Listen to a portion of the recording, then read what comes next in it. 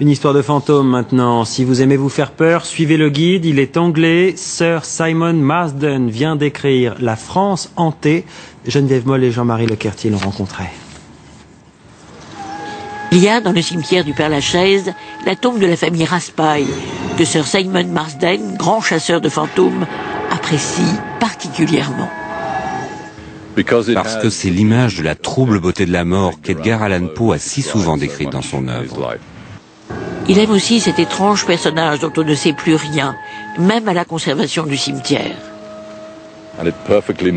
Il est la parfaite illustration de ce que j'estime être l'autre réalité.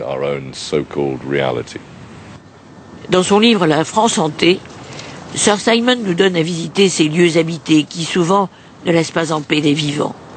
Mais au fait, comment devient-on un fantôme? Si vous mourrez violemment d'un accident par exemple, ou si vous êtes assassiné, si vous ne succombez pas à une longue maladie qui vous a préparé à la mort, votre esprit n'est pas prêt à partir.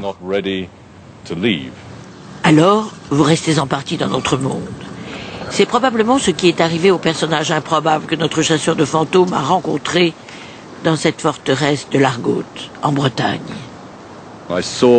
J'ai vu dans le coin du donjon un terrifiant personnage. Il avait de longs cheveux sales, ses yeux méchants étaient fixés sur moi. Ses jambes étaient repliées sous lui. Il semblait à moitié humain.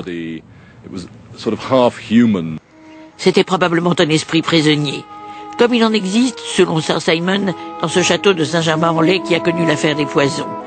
On dit que dans les caves rôdent encore les âmes maudites de la Voisin et de la Brinvilliers. L'atmosphère du début des années 1680 fait que ce château devient intenable avec cette affaire des poisons. Et là, Louis XIV, le 20 avril 1682, décide d'aller habiter le château qu'il construit depuis 20 ans, le château de Versailles. Et Louis XIV laisse Saint-Germain au Britannique Jacques de Stuart qui meurt en exil et dont la silhouette triste se profile parfois derrière les hautes fenêtres de Saint-Germain. La France hantée, le moindre souffle de vent dans des lieux pareils réanime les esprits endormis, si l'on y prend garde.